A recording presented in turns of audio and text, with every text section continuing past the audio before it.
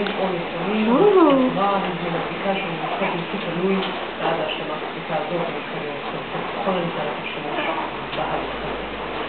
זה קליפ. חצי שנה עברה, מאז באמת שמקבלים אף פעם ולשוב, אני חושבת מדי יום בשביל פגיעה, תזכור של... תראי את היד רגע? מה? תראי את היד רגע?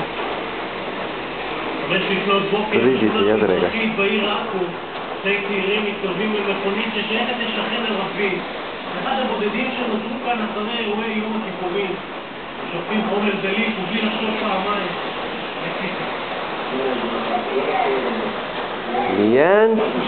ליאן. הלב של אברהים נשבר כבר כמה פעמים. אחרי תקיפות של פורעים יהודים ביום כיפור הוא ציפה לשקט אבל מעט. המצב רק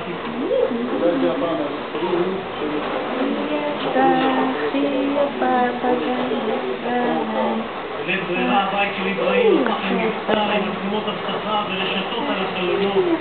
לא יראו לבית או יצאו ושמנו גדר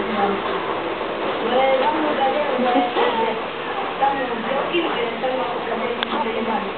וזה כבר צולם אצל שכן שבמקרה גמור הרופאים. אלמונית הועד כי הוא עובר בסמדה עם בקבוק ביד 30 שניות אחר כך. הבית כבר החל לברוא. מה יפה.